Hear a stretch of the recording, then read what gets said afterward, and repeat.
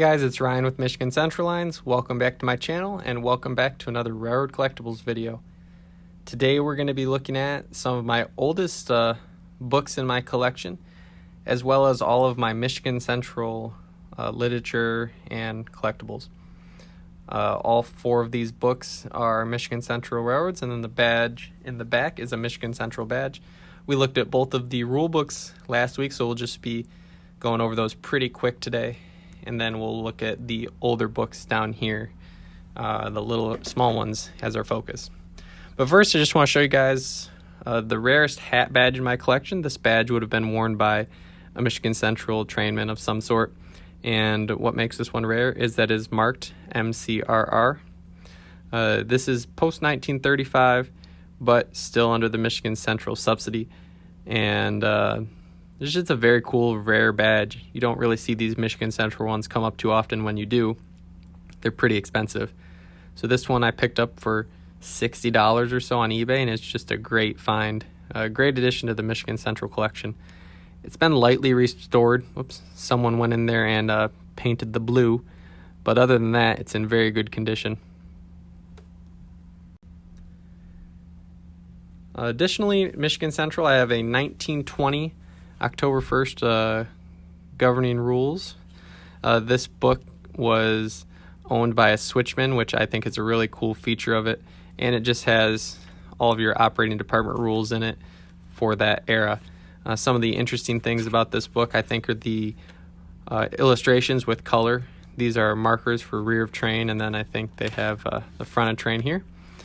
They also had signals which were fully illustrated, which I thought was really neat to have the full color semaphore illustrations. And then, of course, there's also blank, if I can find them in here, there's blank forms in here for like train order and stuff like that, which is something that there are clearance card, train orders, and stuff like that that we don't really use anymore in modern railroading. It's really cool about this 1920 rule book. So I have two of these. One of them I got at train show, and then one on eBay, and they're just very cool books to have, especially with the branded Michigan Central Railroad Co. Alright guys, so our next book is not the most interesting subject, but it's cool nonetheless. June 1st, 1926, Michigan Central Railroad Co. Instructions on the operation and maintenance of intermittent inductive automatic train stop. And basically this system would stop your train if you did not obey a signal. It's a very early form of train stopping, as obviously it's the 1920s.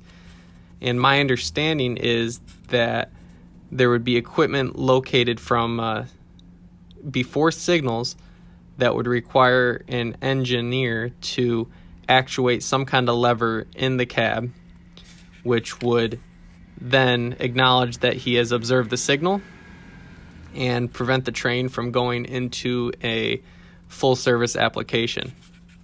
So this is a very short book.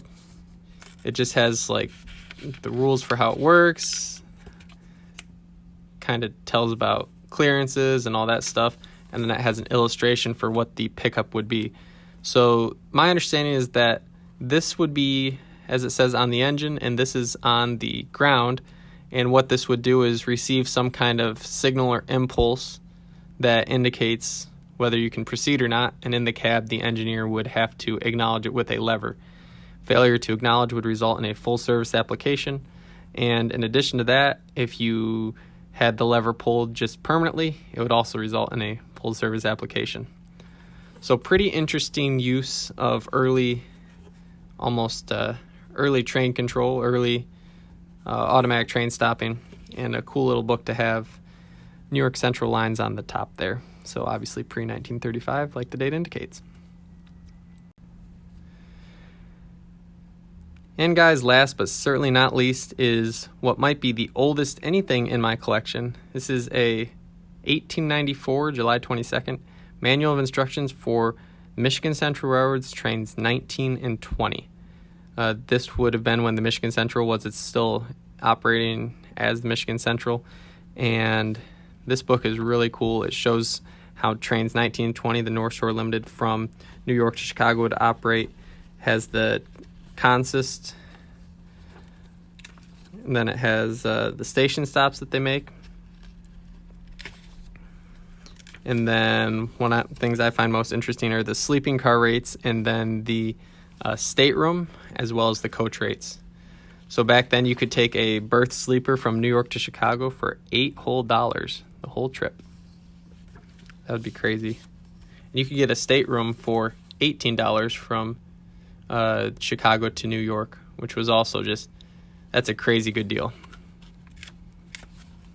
Obviously it's $18.94, so these are the coach seats.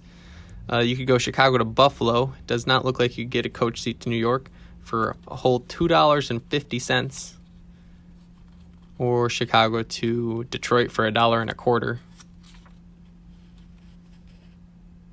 Or I'm sorry, Chicago to Detroit for $1.50. And then these are sleeping car rates for train 16. And then a statement from the superintendent at that time.